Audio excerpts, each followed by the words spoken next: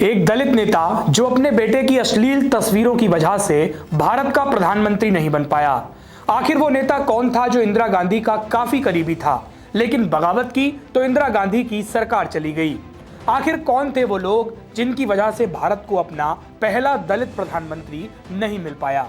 दरअसल एक मुकदमे में दोषी पाए जाने के बाद इंदिरा गांधी की कुर्सी पर संकट आ गया था। ऐसे में इस नेता को लगा कि इंदिरा गांधी अपनी कुर्सी छोड़ेंगी, और क्योंकि वो दलित नेता हैं, कांग्रेस के पुराने लीडर हैं, इंदिरा गांधी के करीबी हैं, तो इंदिरा गांधी उन्हें सत्ता की चाबी सौंप देंगी। लेकिन ऐसा नहीं हुआ। इंदिरा गांधी ने भारत में आपातकाल लगा दिया। आपातकाल के बाद हुए चुनाव में इंदिरा गांधी की बुरी हार हुई। इस चुनाव से पहले ही उस नेता ने इंदिरा गांधी की पार्टी छोड़कर अपनी पार्टी बनाई थी। इस नेता का नाम था बाबू जगजीवन राम। लेकिन जगजीवन राम की कहानी में एक फिल्म का जिक्र भी होता है। फिल्म का नाम था बॉबी।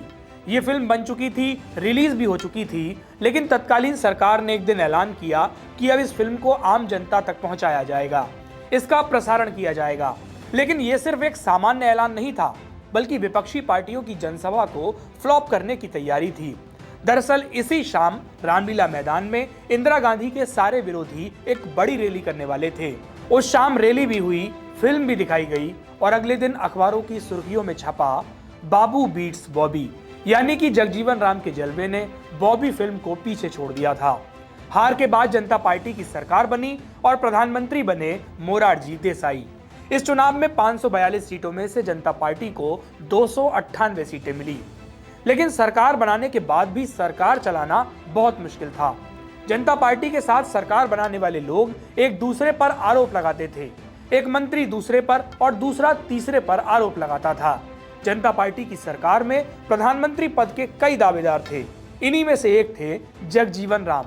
जगजीवन राम प्रधानमंत्री बनना चाहते थे, लेकिन कुर्सी मिली मोरारजी देसाई को। हालांकि बाद में जयप्रकाश नारायण के दखल के बाद बाबू जगजीवन राम को उप प्रधानमंत्री बनाया गया और रक्षा मंत्रालय की जिम्मेदारी भी दे दी गई। जनता पार्टी की जीत के बाद जनसंघ चाहता था कि बाबू जगजीवन राम भारत के प्रधानमंत्री बने, लेकिन मोरारजी देसाई खुद को प्रधानमंत्री बनाना चाहते थे, और तीसरा नाम था चौधरी चरण सिंह। लेकिन इतने बड़े दलित नेता होने के बाद भी जगजीवन राम हमेशा प्रधानमंत्री बनने की चाहत रखते थे। लेकिन सियासत में उनके साथ कुछ ऐसा हुआ जिसने सभी को हैरान कर दिया। दरअसल साल आया 1976। इस साल सूर्या नाम की एक मैगजीन ने बाबू जगजीवन राम के बेटे की एक लड़की के साथ अश्लील तस्वीरें छाप दी। ये तस्वीरें ऐसी थी कि उनके सामने आने के बाद जगजीवन राम के प्रधानमंत्री बनने का सपना हमेशा के लिए चूर चूर हो गया। वरिष्ठ पत्रकार नीरजा चौधरी एक साक्षात्कार के दौरान बताती हैं कि 21 अगस्त 1978 को मोहन नगर में एक एक्सीडेंट हुआ। मोहन मेकिंग ऑफिस के बाहर अफरा तफरी मच गई। इस कार के अंदर जगजीवन राम के बेटे सुरेश राम मौजूद थे। सुरेश राम ने तब बताया था कि कुछ लोग उनकी कार का पीछा कर रहे थे, जिनमें से कुछ राजनारायण के लोग थे और केसी त्यागी। अगले दिन सुरेश ने एक एफआईआर लिखाई, जिसमें उन्होंने एक नई कहानी बता दी। उन्होंने बताया कि 20 अगस्त को उनका अपहरण किया गया, उनसे कुछ पेपर पर हस्ताक्षर कराए गए, उनके साथ मौजूद एक लड़की के साथ उनकी अश्लील तस्वीरें निकाली गई। नीरजा आगे बताती हैं कि राजनारायण के लोग कहते थे कि तस्वीरें सुरेश की गाड़ी में पहले से मौजूद थी। ये सच है कि चौधरी चरण सिंह के लोग सुरेश और उनकी प्रेमिका को कहीं ले गए थे। इसके बाद तस्वीरें निकाली गई थी। इस मामले को दबाने के लिए जगजीवन राम राजनारायण के पास गए, लेकिन मामला नहीं सुलझ पाया। इसके बाद राजनारायण ने इन तस्वीरों को संजय गांधी के पास भिजवाया और फोटोज को सुरक्षित जगह पर रख दिया गया।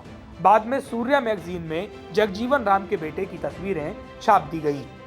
राजनारायण ने इस पूरे मामले के बाद एक प्रेस कॉन्फ्रेंस की और बताया कि ओमपाल सिंह ने सुरेश राम से सिगरेट मांगी थी। जब सुरेश राम ने सिगरेट देने के लिए अपनी कार का ग्लव्स बॉक्स खोला तो सिगरेट के पैकेट के साथ वो तस्वीरें नीचे गिर पड़ी। ओमपाल सिंह ने वही तस्वीरें उठा ली, लेकिन बाद में उन्होंने उन्हें सुरेश राम को वापस नहीं किया।